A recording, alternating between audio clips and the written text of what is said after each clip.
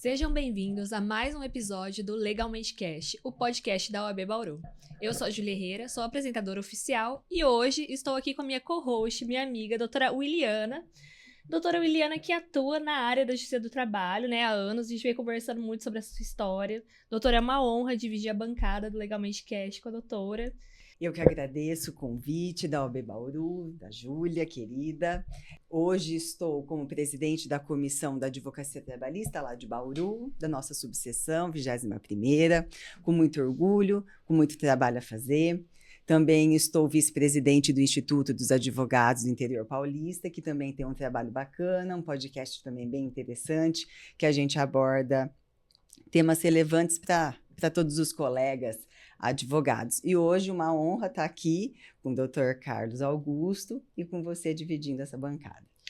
Hoje o nosso episódio é especial em comemoração, né, ao mês de maio, dia 1 de maio, Dia do Trabalhador. E como a Justiça do Trabalho, eu acho que é uma das relações maiores, né, que mais regem o direito no nosso país, nada mais importante do que a gente falar, trazer algumas regras, algumas mudanças. Tivemos uma reforma em 2017, que foi significativa demais para quem atua nessa área. Entender um pouquinho da trajetória do professor também. Então, doutor, prazer tê-lo aqui no nosso podcast. Se o doutor quiser se apresentar, trazer o seu currículo, pode ficar à vontade. Olá, Júlia, olá, Uliana. Bom, prazer é todo meu. Quero começar dizendo que eu sempre recebo os convites da OAB Bauru com muito carinho. Tenho um carinho enorme pela cidade, pela subseção. Então é uma honra muito grande estar aqui participando. E desde já parabenizo pelo esse trabalho que vocês estão fazendo, um trabalho maravilhoso. E mais ainda para falar do direito do trabalho, nesse mês importante, mês do direito do trabalhador. Então eu penso que quando a gente fala em direito do trabalho, a gente não está falando só de um ramo do direito. A gente está falando de parte da vida da gente, né? O trabalho diz respeito ao nosso dia a dia, seja como trabalhador, seja como empregado. Então é um tema que eu realmente fico muito contente de estar aqui podendo falar dele e, mais ainda, divulgar isso não só para os advogados, mas para todo mundo sobre a importância do direito do trabalho. Doutor, a gente abriu o programa falando, né, que em 2017 a gente teve essa reforma na nossa CLT e, assim, eu queria entender o que o doutor viu, né, de impactos mais significativos de 2017 até hoje, em termos de mudança. De fato, a gente teve uma geração de emprego maior ou menor. Qual é a visão pessoal mesmo do doutor? Olha, reforma trabalhista, ela é tratada como uma coisa única. A reforma não é uma coisa única. A reforma trabalhista, ela alterou mais de 100 dispositivos da CLT. A crítica que se fazia e que era pertinente foi a rapidez da reforma, com o falso argumento de que precisava passar uma reforma para o dólar baixar, para ter mais emprego. Isso não aconteceu, isso era uma mentira. E passou a reforma ali em 2, 3 meses. Ela começou com 7 dispositivos, virou 100 da noite para o dia, passou sem debate com a sociedade, sem debate com a academia, com a advocacia. Isso não aconteceu. E quando isso não acontece, nós temos uma lei que a gente chama de uma lei frágil. Frágil no sentido de discussões de constitucionalidade, e a lei chamada frágil, ela traz discussões na sociedade de um empregador que quer aplicar dispositivo, ele aplica aquele dispositivo, depois vem o Supremo e fala que aquilo é inconstitucional, gera um passivo para aquela empresa. Então, faltou um debate. De forma ampla, faltou um debate. Eu não posso dizer para você ela é boa, ela é ruim, porque são vários dispositivos. Eu consigo destacar coisas positivas na reforma e coisas extremamente negativas. Então é preciso verificar cada assunto dentro da reforma para analisar o que foi bom e o que não foi. Mas, no modo geral, a falta de debate com a sociedade, ela faz com que a reforma seja muito questionada. E eu, particularmente, eu vejo assim, a gente tem uma discussão entre trabalhadores, que eu vejo que a maioria, eles comentam que eles acabaram perdendo direitos, né? E que as empresas adquiriram mais direitos ainda. Você acredita que isso de fato aconteceu ou não? Ou tipo, só uma percepção mesmo, mas a reforma existiu e trouxe benefícios? Olha, do ponto de vista do direito material, de fato houve perdas para o trabalhador, né? Algumas questões, alguns direitos serão ainda discutidos a sua constitucionalidade, tanto no TST como no Supremo Tribunal Federal, mas de cara a lei veio com essa ideia de perda para o trabalhador. Nós podemos citar vários exemplos dessa perda, essa negociação individual do trabalhador com o empregador. Puxa, empregado e empregador não estão no mesmo plano, né? Não tem como ter uma negociação no mesmo nível, né? A ideia do patamar mínimo civilizatório que está na Constituição, de evitar que você possa negociar diretamente com o seu empregado, é que você utiliza do seu poder empregatício para fazer com que as cláusulas sejam estabelecidas. Então, neste ponto, nesse aspecto, eu acho que ela foi, de fato, ela foi prejudicial ao trabalhador. A questão do sindical, quando você enfraquece sindicatos, você prejudica não o trabalhador, você prejudica o direito do trabalho. Olha que interessante a reforma. Vem a bandeira do negociado sobre o legislado, vamos dar mais força para o que está negociado, mas ao mesmo tempo enfraquece o sindicato, que é quem é o representante para, em tese, negociar. Exatamente. Né? Você tem que fortalecer o sindicato e aí sim transferir para ele o poder de negociar. Porque agora eu vejo uma negociação, vem a dúvida, será que isso aqui representa o desejo do trabalhador? Não sei. Será que esse sindicato é representativo de fato? Então, algumas questões são um pouco contraditórias. Então, no geral, respondendo a sua pergunta, sim, foi prejudicial ao trabalhador a reforma trabalhista. E até aproveitando o gancho da apresentação do professor, no sentido de que o direito do trabalho, ele é o dia a dia, ele é o cotidiano. Aproveitando esse gancho, eu gostaria que o senhor falasse um pouquinho da importância do direito do trabalho, do nosso instrumento aí, que a gente milita todos os dias, fazendo um paralelo com princípios constitucionais de garantia de dignidade de pessoa humana mesmo. As garantias fundamentais, os princípios fundamentais que esse ramo do direito protege e garante diariamente. Queria que o senhor falasse alguma coisa. Perfeito. Olha, que importante falar disso, porque o direito do trabalho é o único ramo do direito que ele foi construído com base na necessidade da sociedade. Se você voltar atrás, lá atrás, na época que se falava em liberdade plena para negociar, liberdade plena para tratar de cláusulas, qual foi a consequência? Opressão. O mais forte sempre oprime o mais fraco quando há igualdade de condições. Mais recente, a gente vê isso, sabe aonde? Na relação doméstica. A relação doméstica, em 2010, só em 2010 a Constituição colocou que o doméstico teria que ter jornada de trabalho. Até então, a jornada de trabalho era liberado. Quando você questionava alguém, mas pô, tá trabalhando 15 horas, onde está dizendo que não pode? Então, nessa relação, há uma necessidade de intervenção do Estado, através de normas protetivas. Essa é uma necessidade, pouco importa se você gosta, se você concorda. A história nos mostra que quando o Estado não esteve presente, houve opressão. Está na história.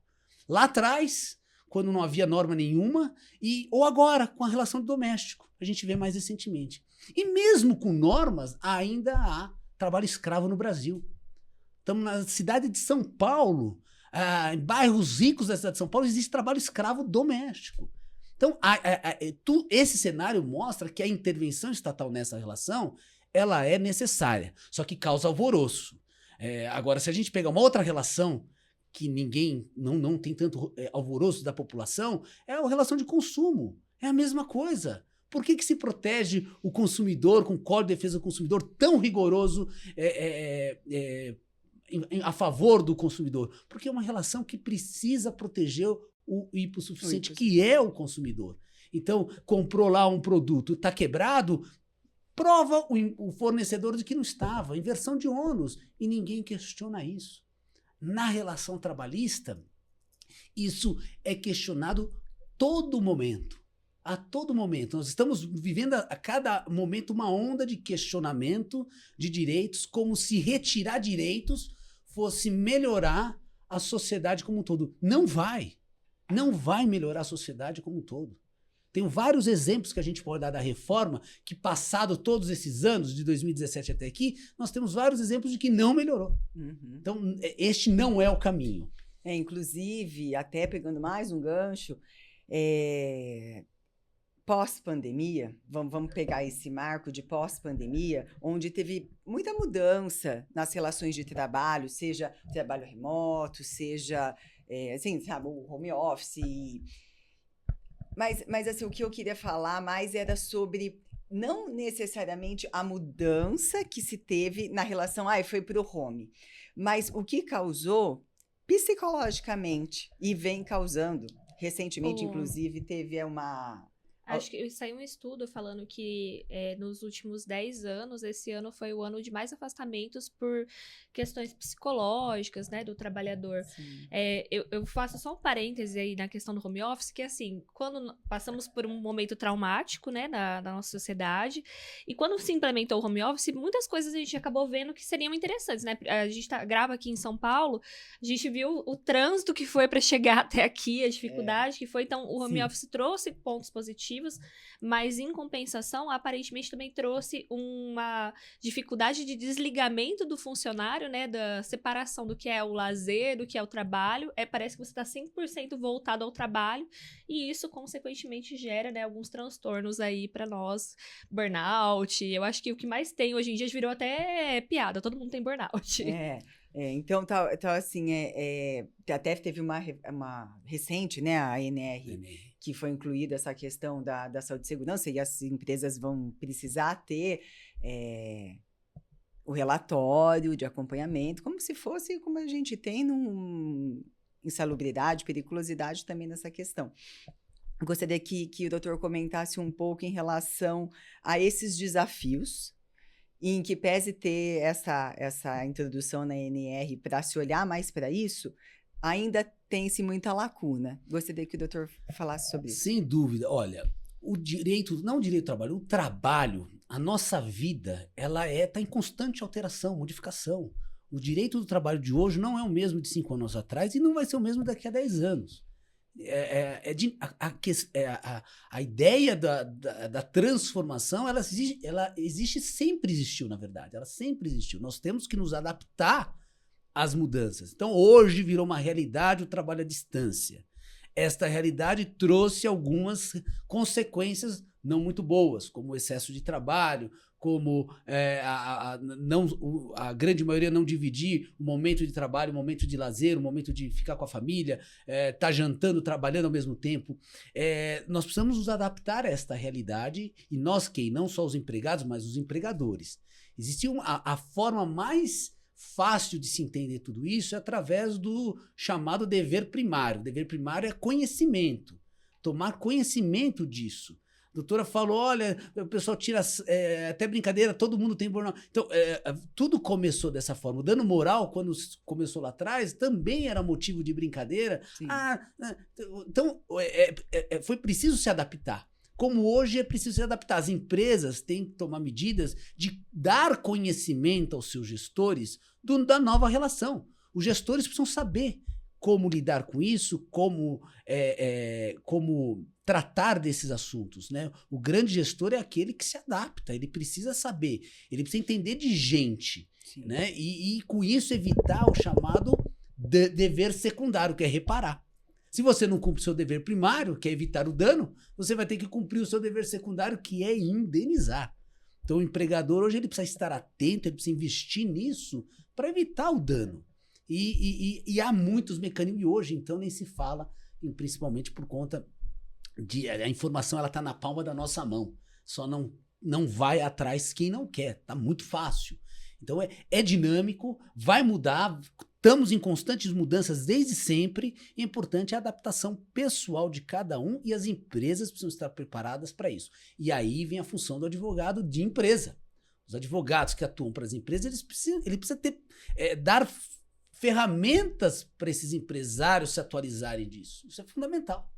Então é só a roda girando, nada mais do que isso. Mas o doutor considera que essa flexibilização do contrato de trabalho, ela trouxe mais benefícios para o trabalhador ou ela trouxe mais benefícios para as próprias empresas? Bom, aí nós vamos diferenciar, fazer uma divisão entre flexibilização e precarização.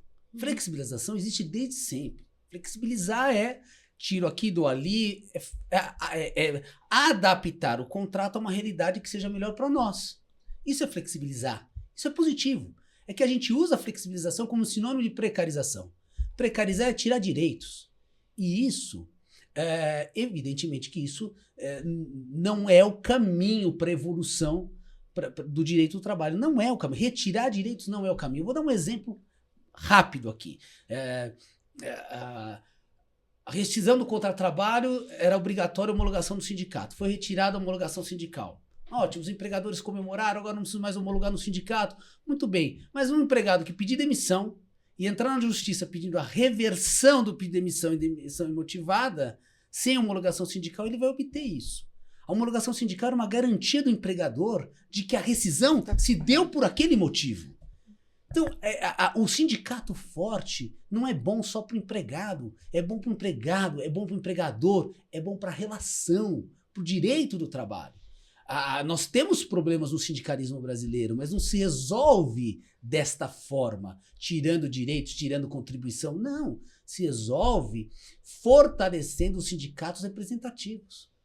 O que eu sentia era assim, o sindicato ele já sofria uma descredibilização pelos próprios funcionários, né, os trabalhadores em geral, e aí eu acho que o fato da reforma tirar, né, essas obrigações do sindicato só reforçou que o sindicato basicamente, não me cancelem, mas a sensação que deu é que o sindicato não servia para nada a não ser tirar dinheiro do trabalhador. E parece que é aquilo, né, que a gente tá abraçando, a barata tá abraçando inseticida ali e tá feliz, quando deveria ser o contrário. Os trabalhadores, né, inclusive a empresa muito bem colocada a fala do doutor, assim, o sindicato ele não está ali só para defender o trabalhador, mas também para garantir que as empresas também não venham a sofrer um prejuízo lá no futuro. Esse deveria ser o cenário ideal. Sim, assim, o sindicato, a gente tem, quando a gente fala, a solução, ao meu ver, seria acabar com a unicidade sindical. O problema é a unicidade sindical. Né? O Brasil poderia ratificar a Convenção 87 da OIT e aí você, trabalhador, eu, trabalhador, nós iríamos nos filiar a um sindicato que nos representaria efetivamente. Efetivamente se trabalhe, né? Que tenha representação. E é importante a gente dizer aqui, né?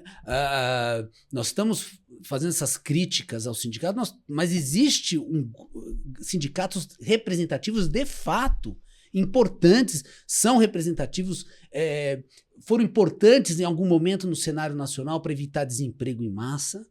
Então o sindicato representativo ele é bom para a sociedade. O que não é bom é o pelego, o que não representa ninguém, é o que... Esse sim... Agora, o sindicato de gaveta? Isso, esse sim teríamos que ter um mecanismo para eliminar. E a eliminação não é retirar direitos, não é enfraquecer o modelo sindical. A solução na minha cabeça, é acabar com a unicidade sindical.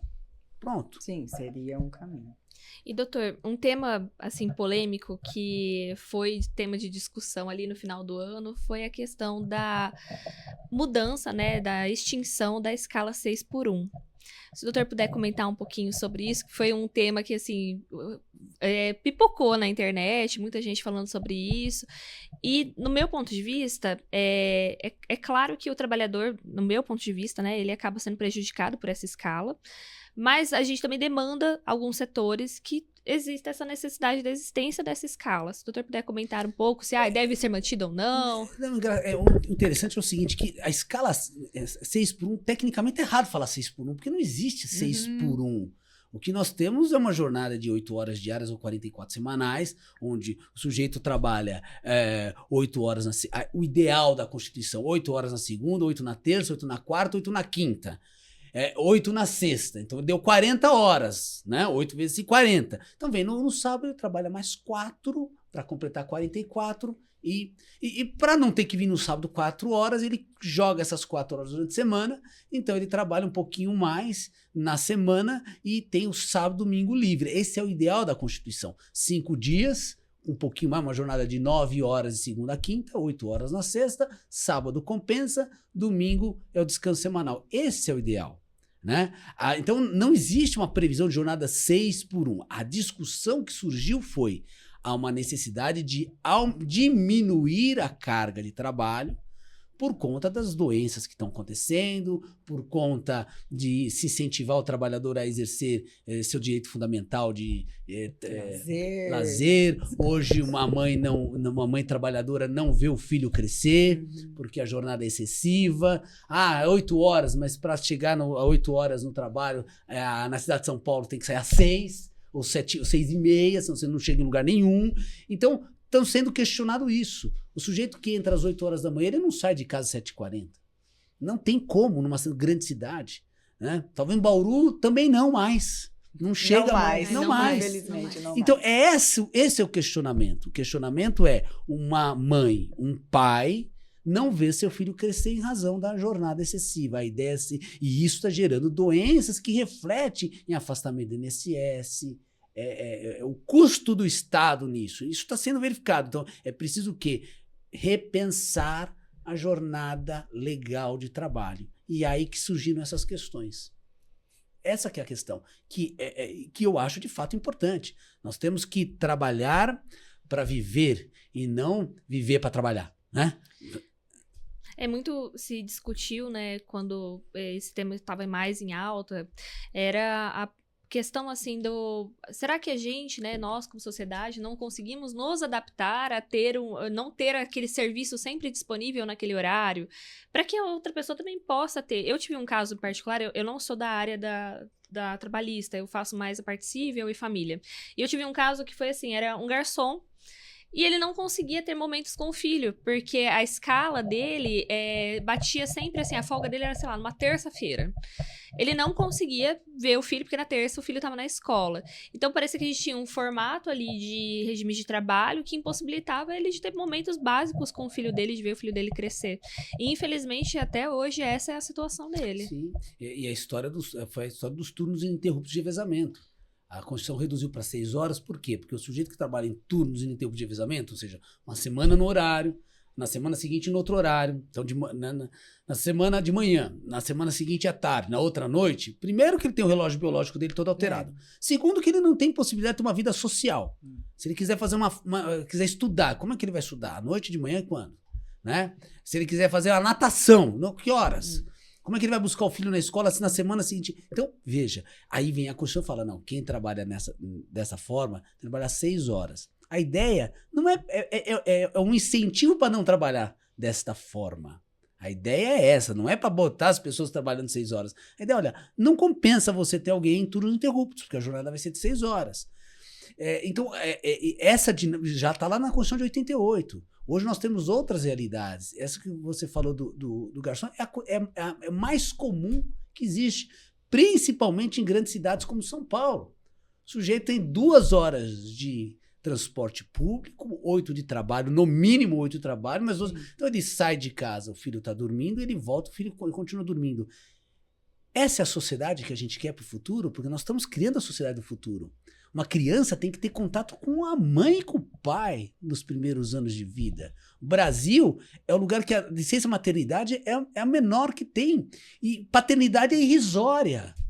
E curiosamente, ontem eu vi uma publicação no Instagram que era uma mãe falando até é um tema que me interessa, tá, gente? Porque eu tô gestante. Mas era uma mãe falando chorando, assim, ela gravou um vídeo chorando que ela ia ter que voltar a trabalhar, né? E aí eu entrei nos comentários pra ver. E o pessoal assim, mas o que você queria, né? São 4 meses que você ficou na sua casa, o que mais você quer fazer? Acho que são 20 dias, é isso? A maioria norma coletiva coloca lá, não passa de 20, né? Mas é muito pouco. É uma semana. Uma semana no São máximo, 5 né? dias, começou com 1, foi para 5, as normas coletivas falam em 20, mas... E no meu ponto de vista, assim, é mais uma vez colocando a mulher, né, num papel de que ela está sozinha ali na criação, né, porque o pai, obrigatoriamente, ele tem que voltar a trabalhar em poucos dias, e a mulher sozinha tendo que enfrentar tudo isso, né, a questão do puerpério, conhecer a criança, quem é pai aí já sabe que é da dificuldade que é passar por esse período, mas assim, o que eu mais vi era inúmeras críticas falando, falando, não, mas o Brasil é um dos que mais tem tempo de licença maternidade. Se você não tá feliz, vai para outro país para ver se você vai ter isso daí. Não, e tem mais. A licença paternidade, ela precisaria ser pelo menos igual ao da maternidade por 2 motivos. Primeiro, porque você evita a discriminação da mulher, entre uma mulher e um homem recém-casado. Vou contratar ele porque... Ele não engravida. Segundo, porque a paternidade de hoje, ela é diferente da época que foi feita a lei. Hoje um pai não ajuda a mãe, a gente estava falando disso. Hoje um pai tem que participar em iguais condições. Ele tem que... A paternidade, chamada paternidade ativa. E a legislação não permite isso para o trabalhador. Não permite. Né? Antigamente tinha 5 dias de licença paternidade para comemorar, fumar charuto. Não. Hoje mudou o cenário.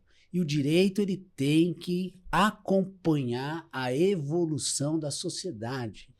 Mas, doutor, aí é uma questão assim. O direito, ele de fato tem que acompanhar a evolução da sociedade. Mas as empresas, elas também precisam mudar a cabeça, né? A sua cultura dentro da própria empresa para que isso ocorra.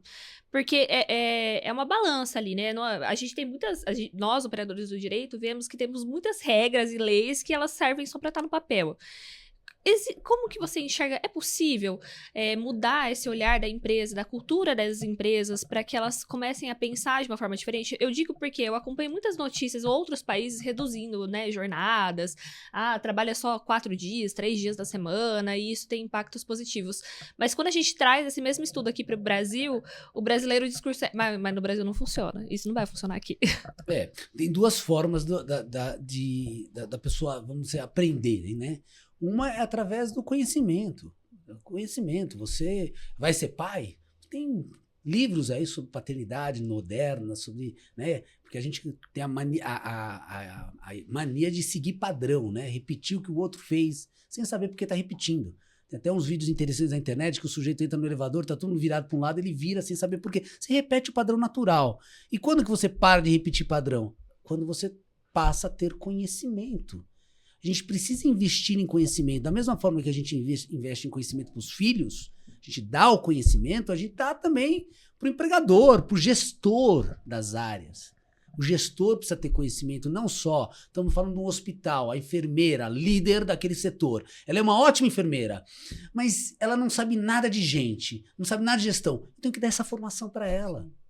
Eu tenho que dar essa formação. Eu não preciso só que a gestora seja uma excelente enfermeira. Eu preciso que ela seja uma excelente enfermeira e agora passe a entender de gestão. E isso ninguém nasce sabendo. Eu vejo pelo escritório de advocacia. Nós saímos da faculdade de Direito e, de repente, eu me vi, poucos anos depois, sendo gestor de uma área trabalhista do escritório.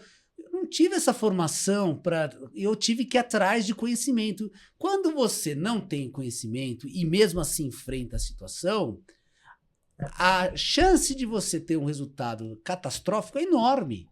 Lesionar, criar conflito. Então, é preciso investir em conhecimento em qualquer área da nossa vida. No direito, para os líderes, na maternidade, na paternidade. Você vai aprender muita coisa agora com o seu neném. Coisas que você não sabe, você vai procurar leitura, ler, vai procurar pessoas. É isso. Esse é o caminho.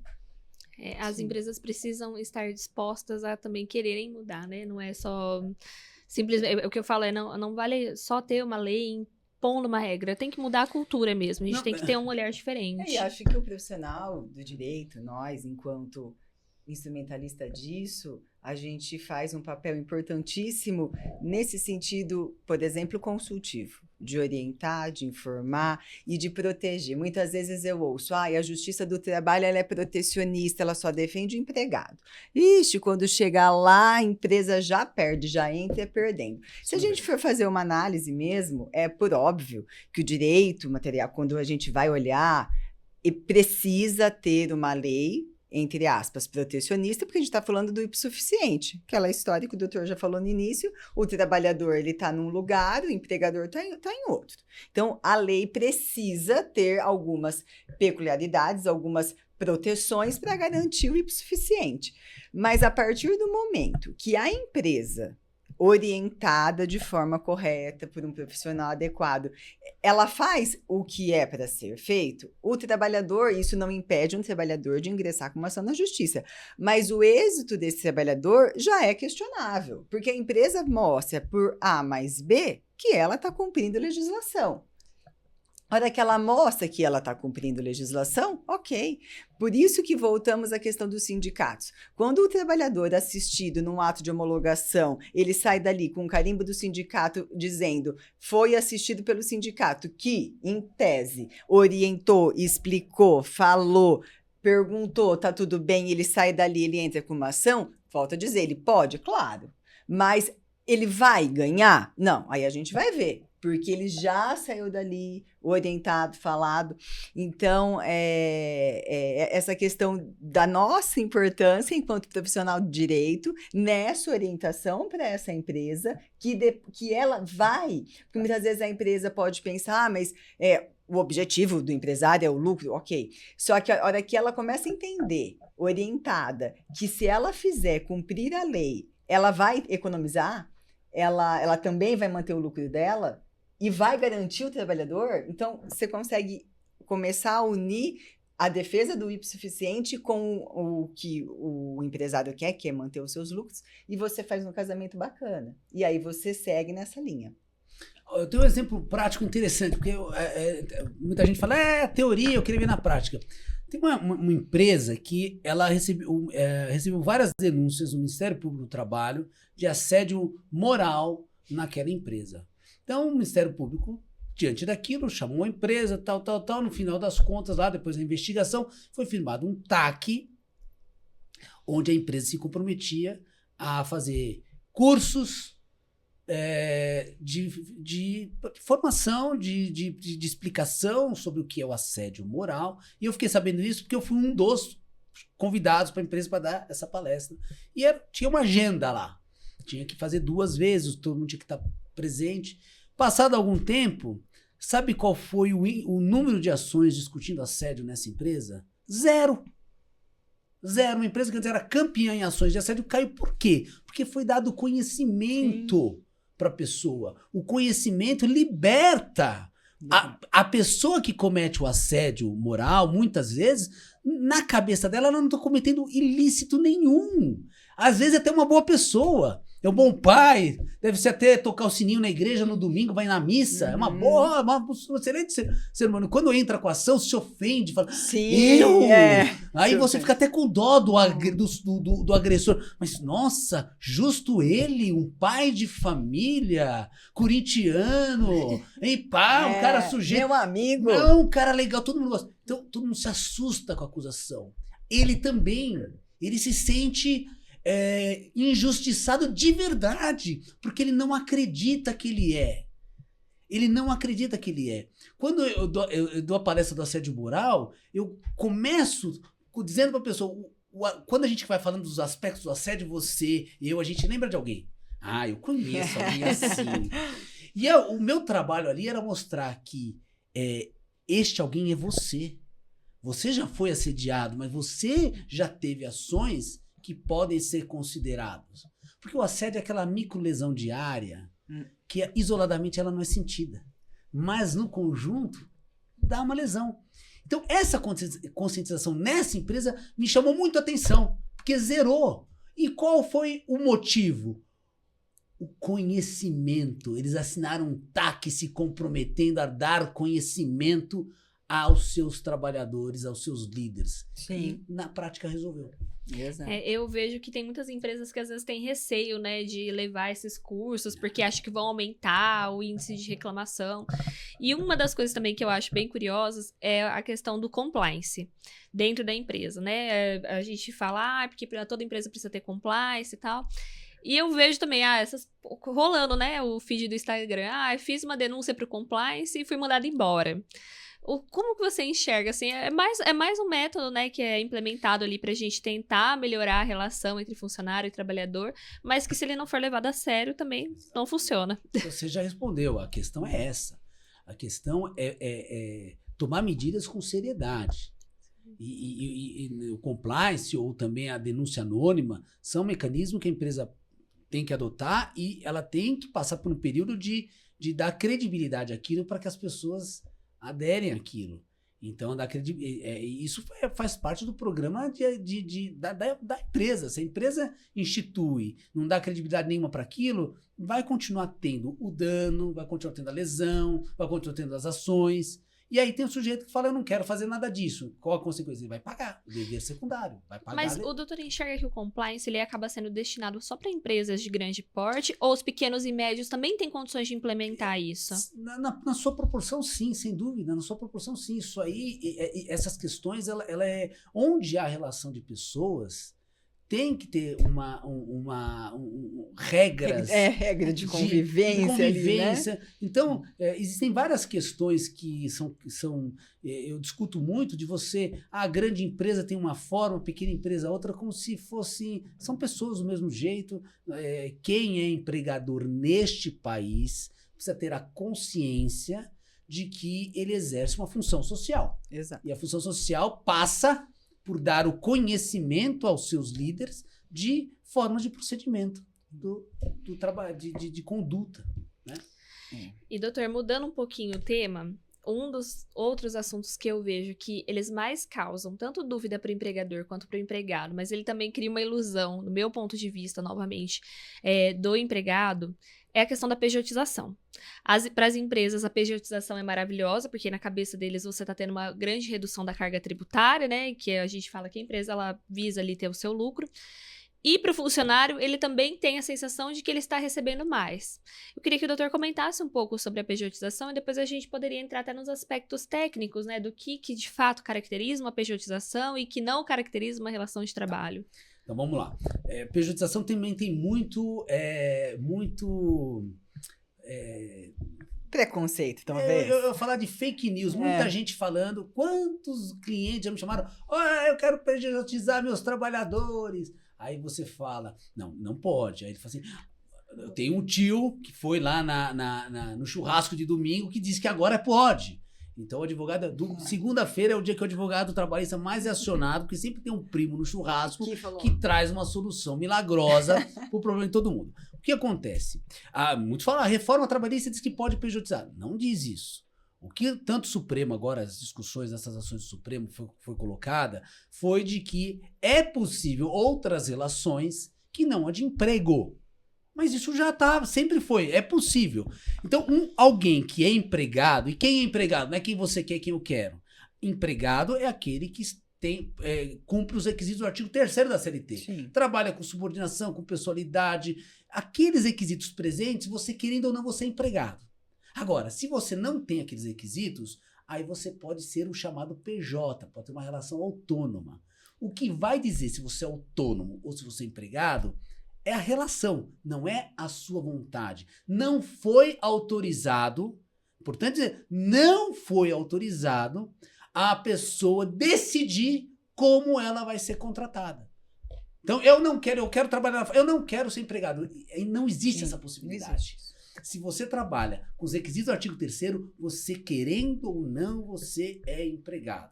Agora, o que se pretendeu fazer é ressaltar ou enfatizar que é possível trabalhar de outra forma, desde que você não tenha requisitos de empregado. Eu dou aula numa faculdade, não dou como empregado, porque eu não sou. Porque eu vou quando eu quero. Quando eu não quero, eu posso te mandar dar aula no meu lugar. Eu tenho um contrato lá que eu recebo as aulas que eu dou e eu não sou é do jeito que eu... Agora, se eu tenho horário fixo, eu tenho que trabalhar, eu tenho horário, eu não posso fazer substituir-se, que é o requisito da pessoalidade, eu sou empregado. E esses requisitos, eles devem ser cumulativos para ser considerado uma relação de trabalho? Então, dúvida. É porque as pessoas, muita gente tem dúvida, né? Fala, mas eu não exijo que ele esteja presencialmente, mas você exige que seja aquela pessoa fazendo aquele trabalho. Então, existe a pessoalidade ali. Sem dúvida. Sem dúvida nenhuma. Porque eles acham que, né? Só porque eu não tenho aí não vai caracterizar. Eu acho que o maior problema talvez é a pejotização, que já ganhou esse área... ela, desde que ela não seja usada com uma intenção de fraude, que é manter a pessoa, o trabalhador, na condição de empregado, com todos os requisitos do vínculo empregatício, né? E e fingindo, vou dar um exemplo, um trabalhador de obra, um pedreiro, que ele tá ali, ele vai todos os dias, ele cumpre horário, ele tem subordinação, ele recebe salário, enfim, tem personalidade, e aí ele abre uma MEI. E daí todo mundo agora é MEI. Você chega numa empresa, um exemplo, chega numa empresa, são 15 trabalhadores, dos 15 tem 2 que é da empresa e os outros 13 são MEI. Aí quando perguntado, você vai olhar, que eu sou MEI. Aí você pergunta, mas o que é MEI? Ah, não sei, mas como você abriu a MEI? Ah, não sei, ele que abriu para mim. Aí você olha, a MEI tá o e-mail, o telefone do contador do eventual empregador. Então, neste contexto de fraude, isso precisa ser combatido. Mas quando se entende o conceito e a pessoa decide, conforme o professor disse, eu quero que para mim me é muito mais interessante eu ser um PJ, porque eu dou aula em 5 faculdades. Eu não tenho como cumprir horário e pessoalidade que esse aqui vai me exigir enquanto empregador. Então, para mim, que tenho consciência e sei o que eu estou fazendo, sou um PJ, por escolha. E cumpro exatamente esses requisitos. Então, acho que voltamos muito no que o professor está dizendo, da informação, da orientação. E aí eu acho que é muito para o trabalhador entender, porque ele acha que ele está tendo vantagens e ele não tem. É porque ele vê o dinheiro na mesa, né? Ele não vai ter, porque se ele se acidenta, por exemplo, sendo MEI, em que pese ele ter alguma coisa no INSS, é diferente se ele tiver uma relação patrão-empregado. E para a empresa, ela também está no risco. Volto na orientação, porque se eu sou patrão e não exerço exatamente, ele não é, de fato, MEI, mas ele é o meu empregado, mas eu finjo que ele é, se ele entrar com uma ação na justiça, o risco de eu ter descaracterizado isso é altíssimo, e eu vou ter que pagar. Sem dúvida. Aliás, o próprio Supremo já está fazendo distinguish da fraude. Veio as primeiras decisões do Supremo, afastando o vínculo de todo mundo. Importante dizer que só se noticia as decisões que o Supremo afasta o vínculo, mas tem sem número de outras que mantém, que não afasta, porque analisa o distinguish. Qual é o distinguish? Era PJ, mas era fraude. A contratação não foi como PJ. Então o sujeito... Teve gente que trabalhava como empregado e de repente no dia seguinte virou PJ, sim, mas manteve tudo como antes. Então...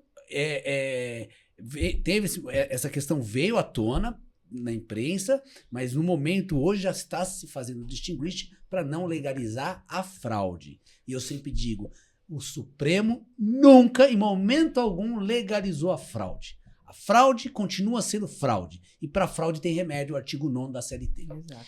Mas o que eu vejo, assim, o que eu escuto muito das empresas, a gente vai entrar talvez numa questão mais tributária, mas é que eles falam assim, eu gostaria de pagar melhor o meu funcionário, mas para eu atingir o salário que eu gostaria de pagar ele no regime seletista, eu não vou conseguir. Então, eu só conseguiria com uma pejotização, porque aí os impostos ficam muito altos, e esse é o discurso que eles até vendem para os próprios funcionários, do tipo, olha, eu quero muito te valorizar, mas eu não consigo te valorizar nesse formato de contrato. Para eu conseguir dar a valorização que você merece, eu preciso que você migre. Ok, se ele fizer essa contratação e na realidade ele for um empregado, lá na frente ele vai sofrer uma ação trabalhista e pagar tudo lá na frente. Volto a dizer, o registro em carteira não é um direito disponível. Eu quero ou não quero. Não, a relação que vai dizer, então, contratei um empregado sem o registro, lá na frente eu vou pagar a conta disso. É indisponível. O trabalhador não pode dizer, por exemplo, eu não quero receber meu aviso prévio. Ai, não, deixa aí, não quero não. Não, ele é obrigado a receber. Mas vocês entendem que poderia, talvez, existir um modelo mais híbrido que flexibilizasse, assim, não tanto, mas também não fosse também tão aberto quanto a pejotização? O que eu acho, de fato, é que é mais ilusório essa questão de, eu gasto muito com o tributo, com o trabalhador, do que de fato se gaste. Eu não estou dizendo que é fácil ser empresário no Brasil, que é legal, que nossa... Não, tem N situações. Tem tributo, tem o trato com o trabalhador, tem o dia a dia, tem 1 milhão de coisas. Não é fácil, mas eu acho que existem outras formas, outros meios de discussão para se diminuir carga tributária e não jogar para o empregado esta carga. Então, assim, olha, empregado, você me dá muito trabalho, você me custa demais. Mas não é aqui, nesta relação, que eu vou diminuir isso. É numa outra relação. Brigando em outro lugar. Essa forma híbrida que você fala, ela seria importante, sabe para quê? Para regulamentar, por exemplo, a uberização. Sim, Sim. sim. O Uber não é nada, ele não é autônomo, mas também não é empregado. Ele é o quê? Não é nada. Empregado não é empregado, mas é autônomo também não é. Porque o autônomo, ele pode, ele não é. De fato, tem que analisar trabalhador por trabalhador. Né? Mas não posso falar todo Uber é empregado ou todo Uber é autônomo. Não posso, tem que analisar a situação de cada um. E é uma situação que hoje, pelos tribunais, tem a tendência de não dar vínculo, mas que eu questiono. Não é empregado, ok, mas é o quê? Autônomo também não é. Autônomo tem autonomia, não tem autonomia. Então é preciso criar uma situação híbrida para regularizar esta situação. Regularizar a situação daqueles que não conseguem chegar na CLT por uma questão de interpretação dos tribunais. Eu, na minha cabeça, um motorista de Uber, um sujeito que carrega uma caixa de isopor nas costas de bicicleta, se aquilo ali não é hipossuficiente, o rapaz da bicicleta, uma caixa de isopor nas costas, vai entregar comida na sua casa, chega lá e entrega um pacote para você, e o cara morrendo de fome. Se aquilo não é hipossuficiência que demanda uma intervenção do Estado, o que é? Exato. E eu queria sair um pouquinho agora dessa discussão, mas também um tema importante que vem mudando muito. Eu inclusive, sofro com a questão, por exemplo, da inteligência artificial, as novas tecnologias, esse novo rumo que as coisas vêm tomando, que a gente precisa ir se adaptando. E que eu entendo que também são desafios, a visão do doutor em relação a isso.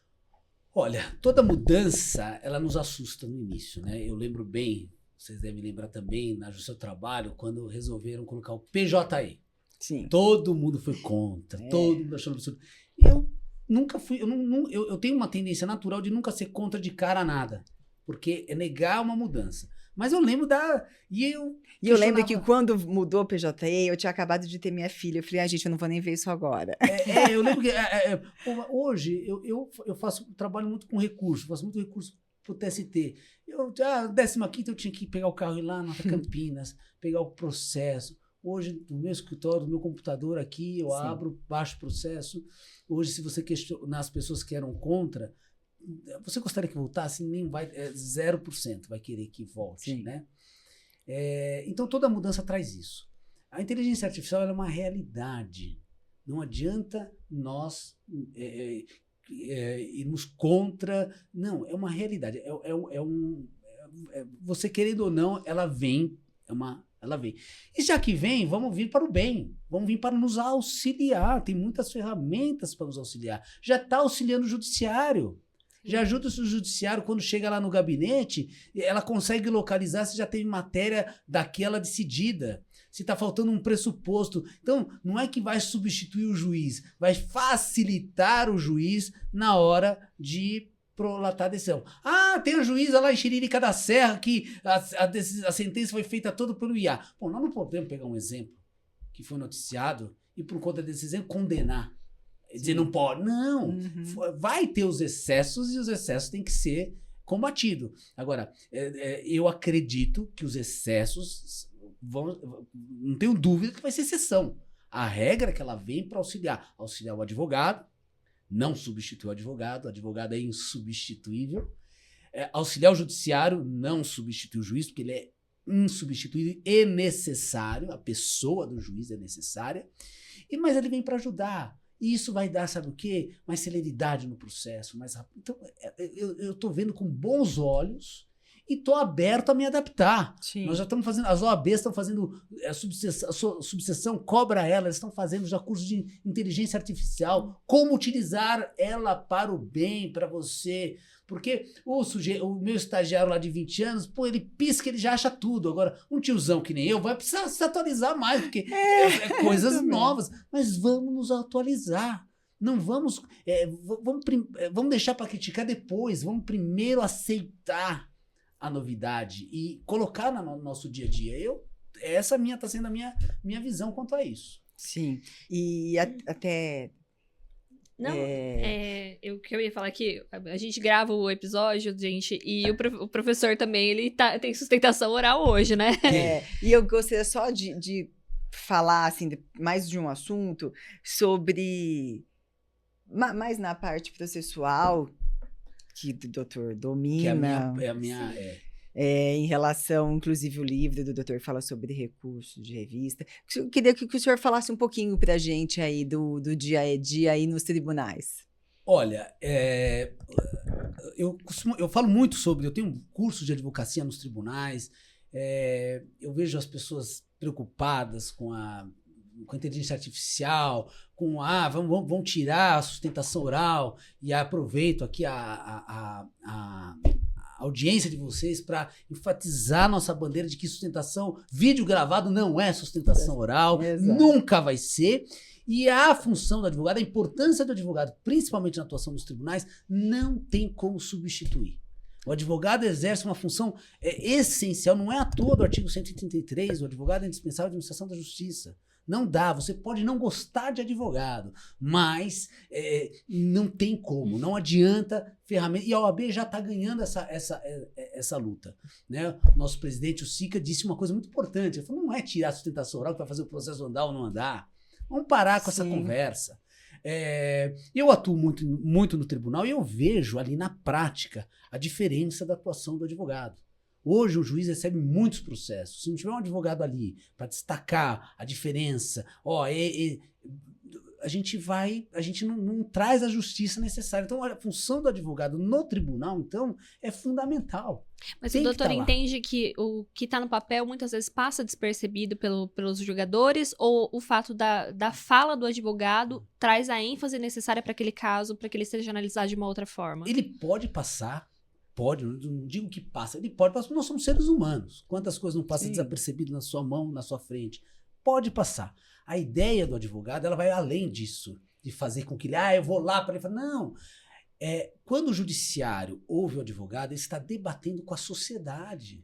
Está debatendo com a sociedade. O advogado é o representante da sociedade nos tribunais. Não pode calar um advogado, tem que ouvir o advogado. O debate é que faz a questão surgir. Então, hoje todo mundo acompanha as sessões do Supremo, você vê lá a importância do debate entre um ministro e o outro, o advogado trazer uma posição que é a posição da sociedade. Muitas vezes, não é lá eu estou defendendo um cliente, é o cliente que é a sociedade. Então, é fundamental essa fala. Não só, eu quero ir lá falar, quando eu ouço as pessoas falar, é importante eu ir lá porque ele não lê. Não, isso é muito pequeno. É muito maior do que isso. Muito grande. Então, é fundamental essa atividade do advogado de tribunal regional, tribunal superior, no caso do civil, tribunal de justiça, porque é ali que o contato do juiz com a sociedade. Então, Não, achei maravilhosa essa sua colocação. Exatamente isso. É o papel, o advogado exercendo e representando um papel muito grande, um papel que traz com a gente, que nos orgulha de representar a sociedade. Maravilhoso. Olha, uma das coisas mais absurdas no processo do trabalho, aí eu vou chamar para minha área mesmo. Dentro do direito do trabalho, eu sou da área do processo. Uma das coisas mais absurdas que existe no processo do trabalho é o juspostulante. O que é o juspostulante? Juspostulante é o direito de você ir à justiça sem advogado. Está lá na CLT, só que a CLT é de 1940, mas tem uma súmula do TST que fala que o juspostulante é constitucional. E isto, para mim, é um verdadeiro absurdo. Porque ir à justiça sem advogado não é justiça. Não é acesso à justiça. É acesso ao fórum, ao prédio. A justiça, não. Porque com advogado, a verdade seja dita, e como nós estamos num ambiente de advogado, é importante a gente falar isso, se com advogado a gente já vê a arbitrariedade sendo cometida, imagina sem. Então, exercer poder sem a figura do advogado não é arbitrariedade. E eu vou falar isso sempre, enquanto essa súmula não cair, enquanto não pararem com essa ideia de justo postulante, e as pessoas, você fala isso para ser advogado, reserva de mercado. Não, é porque eu acredito nisso. Como ir ao hospital sem médico não é acesso ao hospital, não é acesso à saúde. Eu preciso de um médico. Você vai entrar no hospital e falar assim, olha, eu tomei um tiro aqui, eu quero uma agulhinha, eu mesmo resolvo, porque direito amplo à saúde. Não, direito amplo à saúde é o médico cuidar daquilo. Direito à justiça é estar ao lado do advogado. Eu tenho dificuldade até de aceitar juizado especial Eu também. sem advogado. Também. Eu acho um absurdo. Acho um absurdo. O sujeito que vai ter um problema de saúde, ele tem direito a um médico. O sujeito que precisa ir à justiça, ele tem que ter um advogado. Isso é a maior vergonha do processo do trabalho. O jus postulante. Eu concordo com o doutor. E, doutor, eu tô aqui olhando o horário só porque o doutor tem sustentação oral e a gente não quer que você perca também. Mas, só para encerrar, gostaria que o doutor deixasse suas redes sociais para o pessoal poder seguir. A gente depois indica no nosso canal. Pode deixar todas as redes. Eu vou finalizar renovando o agradecimento, dizer que eu recebo sempre com muito carinho o convite da OAB. Eu acho que a OAB é a minha casa, então tudo que eu posso fazer na OAB eu faço com muito carinho. E poder trazer a OAB, levar para a OAB das subseções, porque eu acho que a subseção é que representa o advogado, é lá que está o advogado mesmo. Então é muito importante a força das subseções. Então eu desejo muito sucesso para vocês na gestão e agradeço a oportunidade de estar falando com a subseção de vocês. Meu nome é Carlos Augusto Monteiro, tudo como Carlos Augusto Monteiro no Instagram. Depois, acho que Carlos Augusto Monteiro aparece lá, eu não sei exatamente, mas tá lá no Instagram. Me chama lá, eu tenho falado em várias subseções do interior de São Paulo, eu tenho publicado todas essas questões novas envolvendo o direito do trabalho, envolvendo os precedentes. Agora nós estamos no momento de precedentes no TST. Importante que as empresas, que os advogados saibam desses precedentes, porque a advocacia tem que se pautar por eles a partir de agora. Então é dinâmico. O direito é dinâmico e a gente precisa procurar informação. E momento agora, fazer o merchan, a ESA São Paulo. A ESA São Paulo está disponibilizando diversos eventos, diversos cursos onde você pode se inscrever e usar a sua unidade. Sim. Ou seja, a unidade de volta. A nossa diretora, Daniela Libório, está fazendo um trabalho incrível, tem cursos maravilhosos. Você, advogado, não deixe de entrar na ESA São Paulo e pegar lá um tema que você quer se aprofundar e se inscreva, vem estudar, porque a advocacia forte é através do advogado com conhecimento. E isso é uma das obrigações da ordem. Tá? Muito obrigado. Doutor, nós que agradecemos, né? A gente sabe da dificuldade de agendas, da logística que é, e assim, o projeto da OAB Bauru Legalmente Cash é justamente esse, trazer informação para os advogados, criar um estreitamento, né, dos nossos laços, principalmente com a capital, porque a gente sabe que muita coisa acontece aqui e ela vai chegar para o interior depois. Então, dizer que foi uma grande honra recebê-lo aqui. Eu quero agradecer também minha parceira de bancada, a doutora Williana, atua na área trabalhista, e a gente falou assim, é um episódio que ele vai acontecer em maio e ele é essencial. E dizer que, infelizmente, o nosso tempo é curto, né? Que a gente não conseguiu nem tirar uma casquinha ali do conteúdo todo. E fica já o convite para o doutor. Teremos simpósio em Bauru. O doutor já está mais que convidado para palestrar. Foi incrível. Foi um bate-papo, que o podcast tem um outro olhar, um outro formato. Mas, assim, eu ainda preciso que o doutor vá para Bauru no nosso congresso. Agora, como está gravado, vocês não podem mais voltar atrás. Porque, assim, eu quero saber mais sobre o recurso de revista, sobre várias coisas que eu vi lá e sobre a advocacia nos tribunais, que é muito interessante. A gente tem muito, muito a aprender e adquirir de saber com o doutor. E a gente vai ficar extremamente agradecidos e satisfeitos se o doutor for para lá no nosso congresso, que acontece em junho, e a gente vai mandar um convite formal. Convite nada, já vai um ofício, né? Intimado. Tá aceito já. Ao vivo aceito aqui, já que tá gravado, já pode registrar. Eu que agradeço. Foi muito gostoso essa conversa e é muito importante essas conversas para a advocacia. Sim, sem dúvida. Para todos nós. Bom, gente, eu quero agradecer a todos os ouvintes do Legalmente Cast. Quero pedir para vocês seguirem as nossas redes sociais, @legalmente.cast no Instagram, e sigam o YouTube da OAB Bauru. Todos os episódios eles vão ser direcionados para a página da OAB Bauru. Então, não percam, esse episódio, mês de maio, em breve já estará aí para vocês assistirem. E teremos nosso corte também, vários cortes desse episódio, o conteúdo mais curtinho, que também interessa a todo mundo. Quero deixar um agradecimento especial à diretoria da OAB Bauru. Sem a diretoria, sem a gente ter se debruçado sobre esse projeto, ter lutado, ter corrido, acordar de madrugada, fazer tudo acontecer, ele não teria saído do papel e nada teria sido possível se não fosse a atual diretoria da OAB. Então eu deixo um agradecimento especial a todos os membros. E é isso. Encontro vocês no próximo mês, o episódio de junho tá muito especial. Até mais. Obrigado.